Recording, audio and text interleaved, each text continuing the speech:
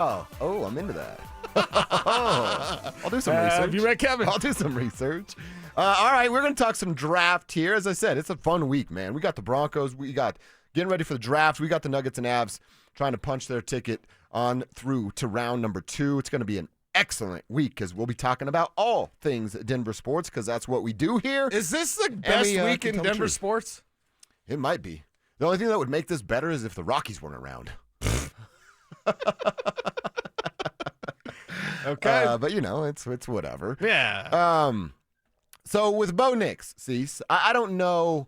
All right, is there a timeline? Is there a blueprint? Or is it just like when a quarterback, and that's probably only position that you would have this conversation about, is a part of a team's draft process? And I'm not saying like they're studying tape and the GM sends a guy tape of a wide receiver and say, hey, do you like this? That might happen. Right. But I'm saying it's probably few and far between.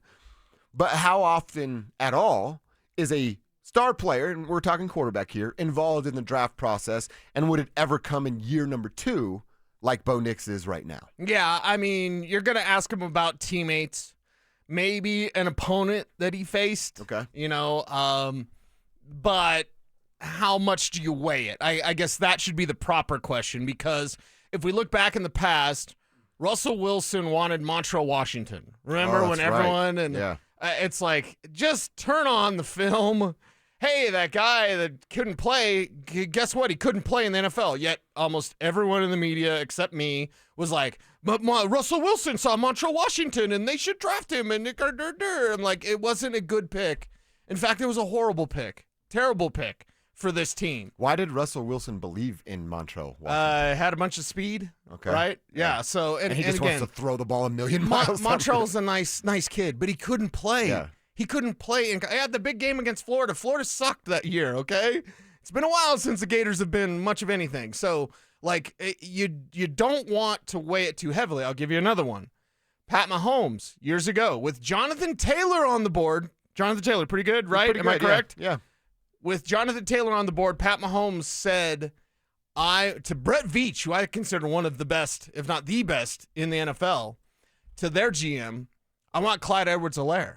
The dude was a bust, straight up bust at the running back position. Kansas City with the Chiefs. Anybody should be able to run all day. I love Isaiah Pacheco, but again, he's a 7th round pick that's kind of one-dimensional. He's a power guy that wants to kill you and then gets hurt all the time. But he can run, but you had a 1st round LSU running back that Pat Mahomes stood on the table for. They should have drafted Jonathan Taylor. They would never lose if they had Jonathan Taylor. Thank goodness they didn't do that. Exactly. So thank goodness they listened to Pat Mahomes. Yeah. So I think you consult with, hey, what'd you think of this guy? You put it down. You write, mark it down. Well, hey, Bo liked him. Hey, Bo said this about him. But you don't take it as the gospel, especially as a second-year guy. It's not end-all, be-all. Exactly. All right, well, Sean Payton kind of echoed what you had to say last week about Bo being a part of this process. I don't think in those meetings, we might call Bo in and ask about an Oregon player, but I think the simple answer to your question is, what's the vision for players we might add on offense or we might add on defense? When you help your defense, you help your quarterback as well. There's a lot of runners in this draft. And certainly it's an opportunity, but they're different type runners. Some of them are physical downhill runners. Some of them are guys that can take, a misdirection, scissors type run and go the other direction with it. And so it just depends on what you're looking for. But we love Bo, but we're not talking about Bo in these meetings a lot. I mean, I just say that, I think it's really more of how do they add to what we do offensively. All right, so basically exactly what you said. And as Kevin said, echoed because he was in a bathroom on speakerphone. Echo. Yeah, so it's not a part of the process. Hey, what's Bo do well? How can we put pieces around Bo to get even better Bo out of what we saw in his rookie campaign? Yeah, better Bo means running the ball. I tweeted it over the weekend. Actually, I think it was Saturday when we were sitting there because NFL Films had put out like a Bo Nix highlight package. And I was like, imagine this guy with a ground game. Mm-hmm. Imagine what would that look like, right? We saw Bo Nix, by the way, at the Clippers game. Yeah. Nuggets-Clippers game. He was there. How cool was it, too? He had the moment where they put him up on the Jumbotron. He gives the Miss America wave, like, yeah, I'm the best.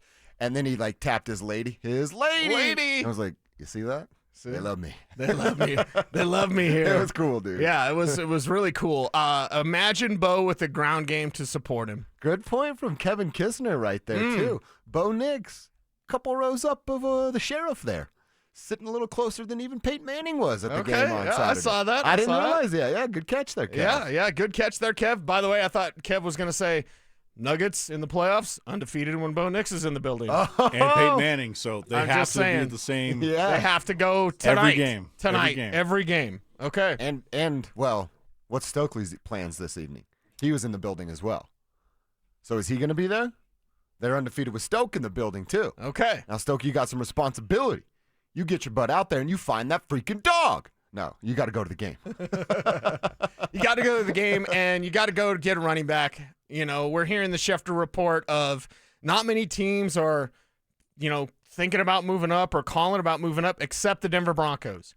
I will say this also, have it on pretty good authority. The Eagles want to move up in this draft. Of course, it's Howie Roseman. I shouldn't be breaking any news. Howie wants to trade with everybody. Howie loves to trade. He believes they're in a championship window every year.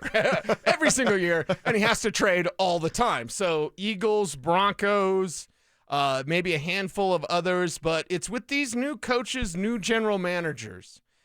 That's where maybe the Broncos can take advantage with a veteran like George Payton running the show, and also with relationships. They're not going to trade with the Raiders. There's nothing that grinds my gears more than when I hear someone say, or read someone say, read someone write, the Broncos could trade up to 6.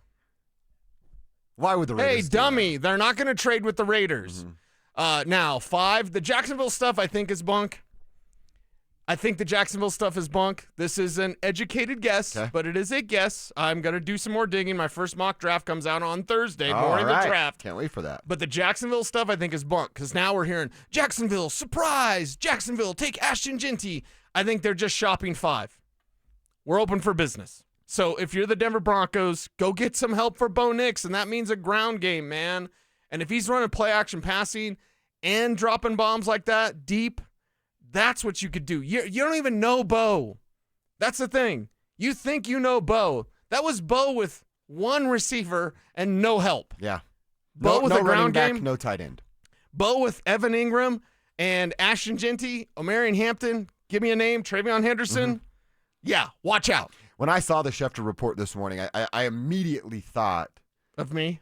Well, I knew how fired up you were going to be about it, but I immediately thought of how is that getting to Adam Schefter on a Monday before the draft without intent?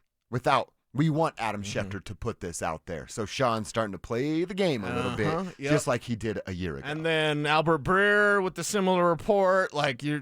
There's a lot of stuff coming out now. And this is, even though it's the season of lies, the week of the draft, you can hear some good stuff. Perhaps this is one of the good stuff. Yeah.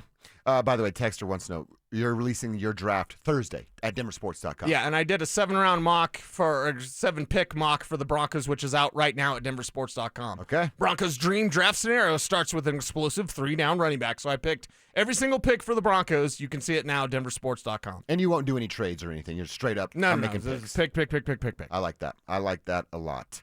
Yeah, and we are hearing some of the Denver loving Colston Loveland. I don't know that they necessarily are going to move up for a guy like Colston Loveland unless what? Tyler Warren's off the board before the Colts, then you might have to wait to get yourself in front of, where's Indy, 14, 15, something right around there? Yeah. So that might be the only way that you end up landing Colston Loveland. So there's some reports they like him, but we also know they need a running back in a big way. So Sean Payton's going to play the game, and this week's going to be fun to kind of try to pick up the breadcrumbs that he leaves there for us in the media to try to determine which way they go at number 20.